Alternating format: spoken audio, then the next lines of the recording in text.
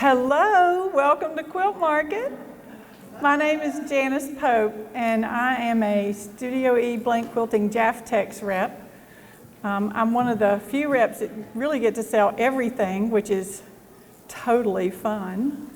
But I'm really glad that you are here today, and today this Schoolhouse is sponsored by Blank Quilting, and they've got some really pretty samples in the back. Are we going to show those as part of this? They're part of another Schoolhouse. Bummer. Well, we might have to show something. I have no eye candy up here. Come on, guys.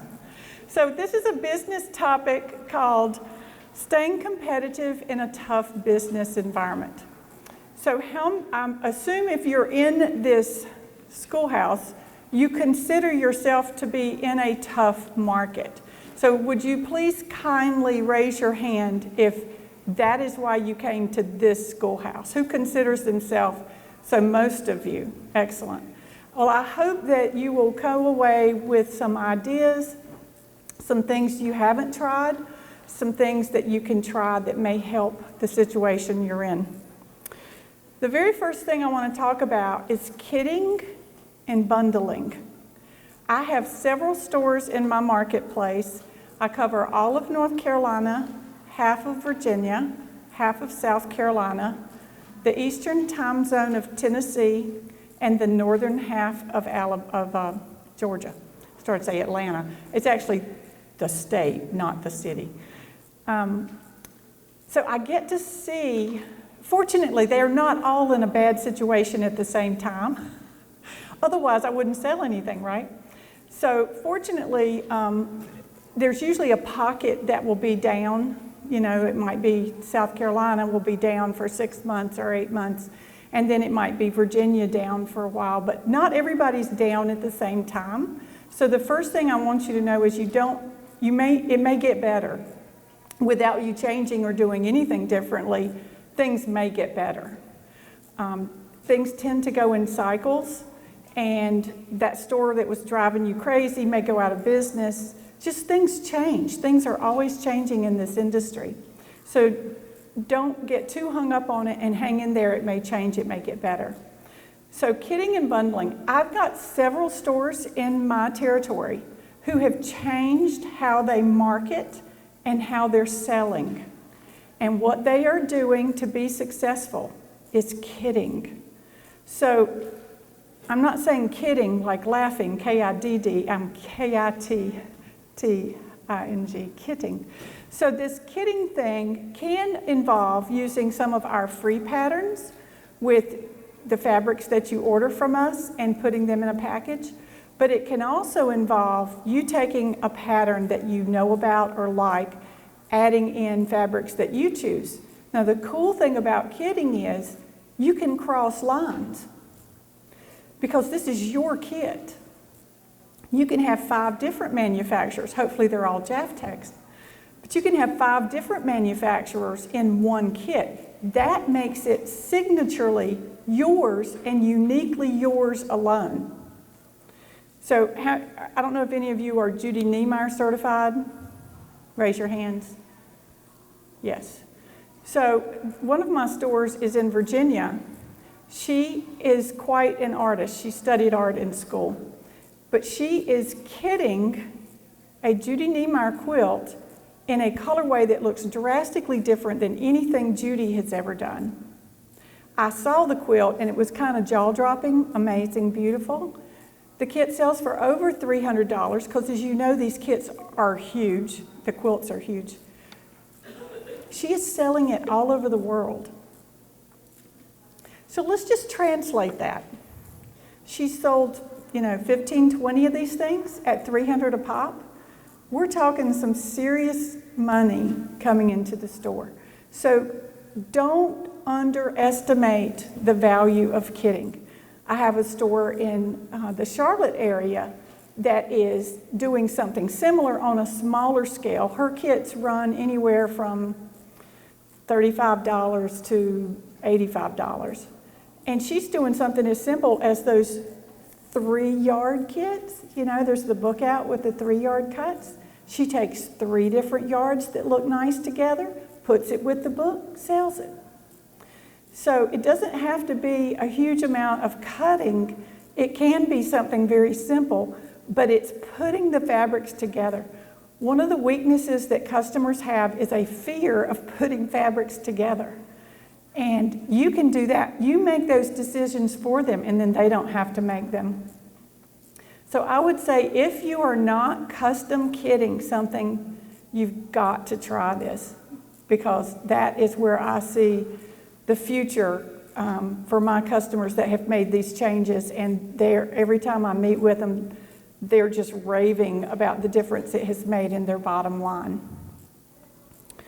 So anything that you could do that is available only in your store is going to be something that's going to bring people to you and set you apart from everybody else. The cool thing is that you can sell these things, whatever they are. You can sell them online. You don't have to just sell them to your local people.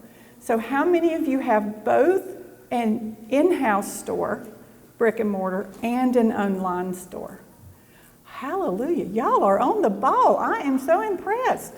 That is really where I see the future going. You've got to expand your customer base. And I know it's not easy if you have a brick and mortar to change to doing both, but that is a way to expand your customer base. Instead of 2,000 customers, you can have 10,000 customers over time and keep collecting new people. So, be social.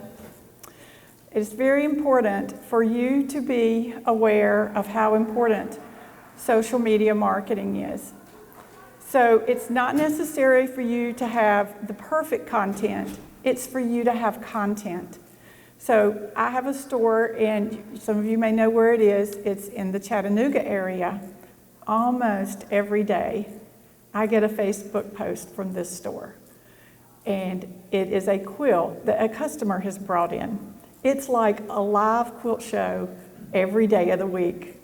I love it. It is so fun. It's inspirational to me, and I know it's inspirational to the store. But one of the first things she said to me when I visited her was, "You got to follow me on Facebook." I'm like, okay, because I do try and follow my stores, and sure enough, this feed comes on a regular basis. Customers, she tells her customers, everybody who buys stuff, now you've got to bring that back and let me take a picture, okay?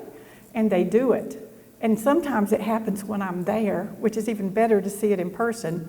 But it is an easy way to have constant fodder for your social media, is to have your customers bring things back in. How many of you are regular posters on your social media? Good. Yes, Scott raised his hand. Thank you, Scott. Scott posts probably more than anybody that I know, except maybe a couple of my stores. So, the next thing is to teach your team to sell. Now, it may not seem it may seem counterintuitive to say your salespeople need to sell things, but your store people are doing a service. So I want you to think of them as offering service to the people who come in. So that service can be before they leave, they've picked something out and they say, "Do you need thread to go with that?" Now that is not trying to upsell or oversell. They're simply making them think about, what do you have at home that you may not have the right thing and you don't want to have to come back in an hour? Do you need thread with that? So that is a really easy way to add another $4 or $5, ticket item to that order.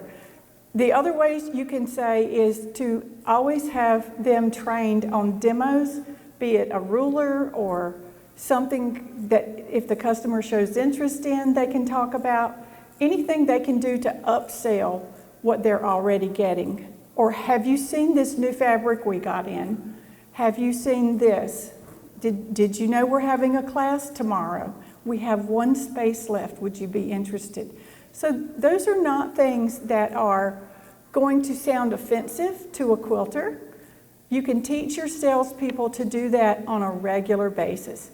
I've seen it in action. It works.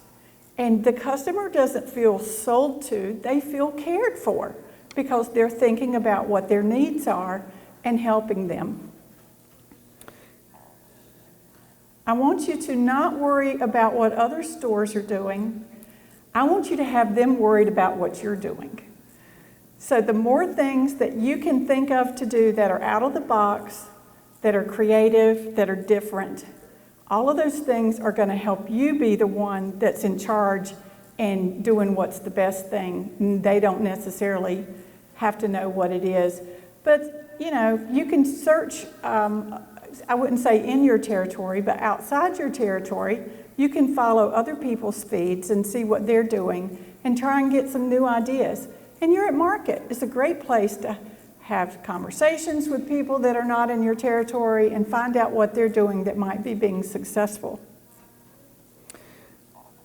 Anything you can do to think out of the box. So one of the things that we offer from Blank Quilting is the BBB. How many of you know what the BBB is? Scott does. Cliff does. So when I say the Blank Blog Bonanza, now do you know what it is? Okay, I need to know who your salespeople are immediately. So do I. Yes, Scott's going to take names. Okay, the Blank Blog Bonanza is a special that runs for usually 2 to 3 months at a time that are sale items that you can purchase from our company. Now, they're not closeouts. They are brand new, just like regular goods you would buy from us on a regular basis. However, we are discounting them to motivate you to make a purchase.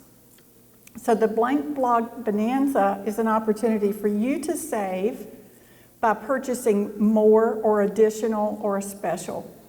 Trying to think. Right now we have buy a 15-yard full cut collection and get free shipping and some % off, like 15 cents a yard off. One is buy maybe 12-yard cuts of a full collection and get free shipping. I'm trying to think what's on my list. I didn't bring it. For melange from Staff, it is, which is also we sell part of Blank. It is by 12 yards, 12 bolts, regular $5.50. You get them for $4.95, and we stock these all the time. Or an introductory offer, buy 20 and get them even cheaper. I think it's $1 off, or maybe it was 30. May have been 30. Get them for $4.50 instead of $5.50. So if you have money to spend, we have a place to help you spend it, and you get to pocket the extra savings. In other words, those who have money can save money. You save money by spending money, and then you sell it for a regular price. Sound good? Okay. So, to compete with your online businesses, sell online yourself. I'm so glad so many of you are doing that. Use the loss leader when you can to get a great deal from a manufacturer. You are at the place to get deals. You can ask people, what do you have on special? What is a tool that you have extra of and you want to give me a special price on? And do the very same thing. So you buy something for $3, you sell it for $3.50, and you say, Janice, how in the world is that going to help me? It's going to bring people into the store who might not come in because you've got a special. That loss leader, you may lose money on that one item, but while they're there, they may buy something else. Or they're going to see your brand new kit that's here that they did not have and they really, really want one. Of course, you need events. Anything that's going to bring people into the store, whether it be a block of the month, or a sew-in, or a charity sew, or whatever it is, you need to keep bringing those people in for those special events. I have several stores that offer a sewing day. They have their sew day, and it's like Tuesday afternoon from 1 to 6. Some of them it's Thursday all day long. They know that people who are having problems with a project can bring it in and they can get help on that day. Most of them charge like a minimum amount, like $5 per person, but it's a wonderful way to keep people coming. Some have bees that meet, some have charity bees, some have regular bees, And while they're there, they'll keep a running tab of things that they've picked up that they want to pay for at that time. Next is to be a giver. How many of you are aware that Scott has a new book out? Very good. So I got mine like Wednesday and I finished it Thursday before I got on the plane. First of all, great book. It makes me very proud to work for a company that is represented with the information that's in that book. I was very blessed by reading it, and I know you will be too. It's a compilation of blogs that he's written over the last 3 years. But the cool thing is, my message here is to be a giver. If you have a giving heart, your customers are going to get on that same bandwagon, and they're going to want to give too. So you pick a charity. So I have a store who makes pillowcases. Their customers make pillowcases. They sell fabric. They make kits for pillowcases. They have donated over 1,200 pillowcases this year. So far, the year's not over. Last year they donated over 1,000, and so far this year it's 1,200. That is a lot of fabric, a whole lot of fabric. So the more generous you are, your customers are going to see that, and they are going to want to align themselves with you. That is a really, really cool thing to have happen. So don't be afraid to be generous in your giving and letting your customers participate as well. So making your customers more loyal.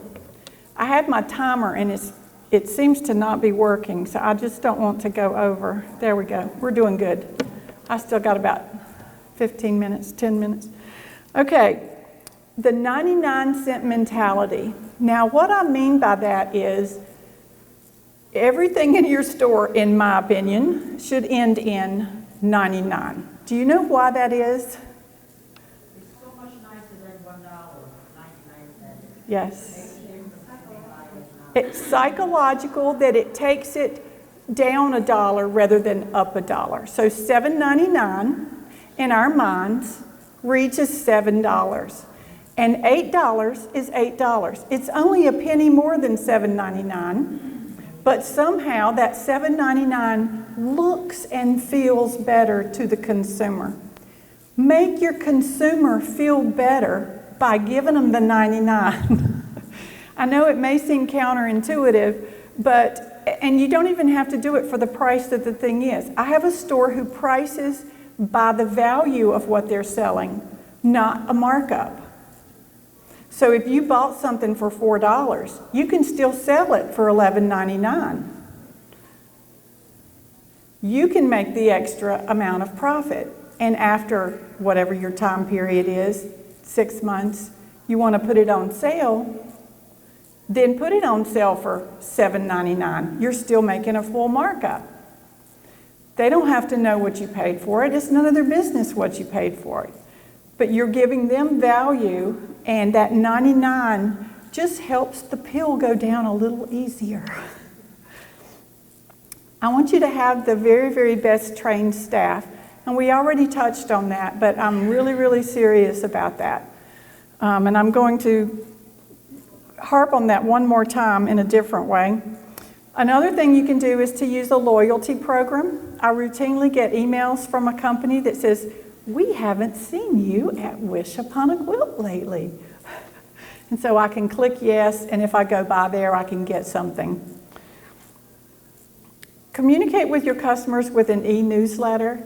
That is so important. I've got so many nice stores that send me their newsletter. Every time you get in a new collection, take a picture, post it on Facebook, add it to your email list, to your newsletter list. Offer a birthday special. Every time somebody comes in the store that's new, you're capturing their name, their email address, their physical address, their birthday. Every time you meet somebody new, if you can keep adding to that list, you have more ways to be able to touch them. Offer to help people before they have a chance to ask for help. Have a pay-it-forward attitude. This goes back to being generous. There are times when you can really make a big impact with somebody by using that pay-it-forward attitude. Who saw that movie? that a great movie? It's a great movie. If you haven't seen it, go find it. It's awesome. So before I tell you the next one, I'm going to jump down to some notes that I stole from Scott's book. Don't tell him. Get inspired. I want you to visit other stores, whether it's another store in your area or when you're traveling, one maybe here while you're in Houston, and whatever inspires you. It might be going to an art museum. But get out of the store and go look at some other retail places, go look at things that make you feel good and get you interested in how you can be of service to your customers. Reflect on the past. Study your numbers.